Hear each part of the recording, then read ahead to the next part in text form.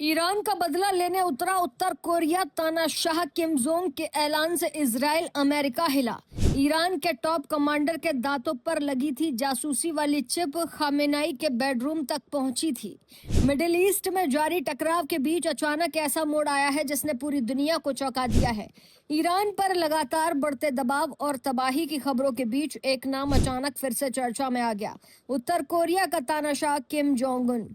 कहा जा रहा है कि दुनिया के कई मुस्लिम देशों ने ईरान के मुद्दे पर चुप्पी साध ली है, लेकिन अब उत्तर कोरिया खुलकर सामने आता दिख रहा है। यही वजह है कि अंतर्राष्ट्रीय राजनीति में हलचल तेज हो गई और अमेरिका से लेकर इजराइल तक नई रणनीति सोचने को मजबूर है।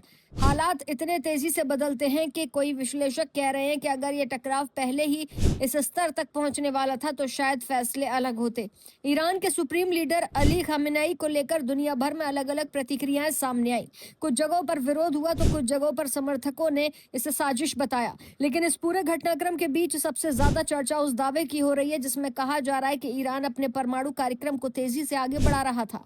अंतर्राष्ट्रीय रिपोर्टों में बार बार ये बात सामने आती रही है कि ईरान ने बड़ी मात्रा में संवर्धित यूरेनियम इकट्ठा कर लिया था। पश्चिमी देशों का आरोप रहा कि अगर ये प्रक्रिया आगे बढ़ती रही तो ईरान परमाणु हथियार बनाने की दहलीज तक पहुंच सकता था।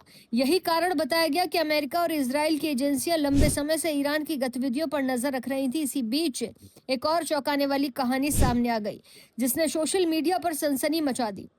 कुछ लोगों ने दावा किया कि ईरान के शीर्ष सैन्य अधिकारियों तक पहुंचने के लिए विदेशी खुफिया एजेंसी मोसाद ने बेहद अनोखा तरीका अपनाया। इस थ्योरी के मुताबिक अंडर कवर एजेंट डॉक्टर और डेंटिस्ट बनकर ईरान में घुसे और इलाज के दौरान कुछ अधिकारियों के दांतों में ट्रैकिंग डिवाइस लगा दी गई। हालांकि ये दावा आधिकारिक तौर पर कभी साबित नहीं हुआ, लेकिन इंटरनेट पर यह कहानी तेजी से वायरल हुई और कई लोगों ने इसे ईरान की सुरक्षा व्यवस्था पर बड़ा सवाल बता दिया। इसी बीच एक और बड़ा मोड़ आया जब उत्तर कोरिया की तरफ से ये बयान सामने आया।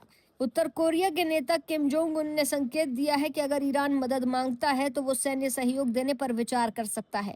ये बयान सामने आते ही अमेरिका और इजराइल में चिंता बढ़ गई, क्योंकि उत्तर कोरिया लंबे समय से अपने परमाणु और मिसाइल कार्यक्रम को लेकर विवादों में रहा। विश्लेषकों का कहना है कि अगर उत्तर कोरिया और ईरान के बीच सैन्य सहयोग गहरा हुआ तो मिडिल ईस्ट की स्थिति और ज्यादा जटिल हो सकती है। इसी वजह से अंतर्राष्ट्रीय राजनीति में ये सवाल उठ रहा है कि क्या ये टकराव अब केवल दो देशों तक सीमित रहेगा या इसमें और शक्तियां शामिल हो सकती हैं। कई रिपोर्टों में यह भी कहा गया कि उत्तर कोरिया के पास दर्जनों परमाणु हथियार होने का अनुमान लगाया जाता है। हालांकि सटीक संख्या को लेकर अलग अलग आकलन मौजूद हैं। यही कारण है कि जब भी उत्तर कोरिया का ध्यान तुरंत अंतर्राष्ट्रीय संकट पर बयान देता है तो पूरी दुनिया का ध्यान उसकी ओर चला जाता है। दूसरी तरफ रूस के राष्ट्रपति पुतिन भी इस पूरे घटनाक्रम में अहम भूमिका निभाते दिख रहे हैं। हाल के महीनों में रूस और उत्तर कोरिया के बीच बढ़ती नजदीकियों ने भी पश्चिमी देशों की चिंता बढ़ा दी है। अगर इन देशों के बीच रणनीतिक सहयोग मजबूत होता है तो वैश्विक शक्ति संतुलन पर उसका असर भी साफ तौर पर देखने को मिलेगा। बहरहाल अब बड़ा सवाल यही है कि क्या ये टकराव कूटनीति से सुलझेगा या फिर हालात और ज्यादा बिगड़ेंगे। उत्तर कोरिया की एंट्री की चर्चा ने निश्चित रूप से इस कहानी में नया अध्याय जोड़ दिया है और अब पूरी दुनिया की नजरें आने वाले दिनों पर टिकी है, क्योंकि अगर बड़े देशों के बीच ये टकराव और बढ़ा तो उसका असर केवल एक क्षेत्र तक सीमित नहीं रहेगा, बल्कि पूरी दुनिया सुरक्षा और राजनीति पर भी पड़ सकता है।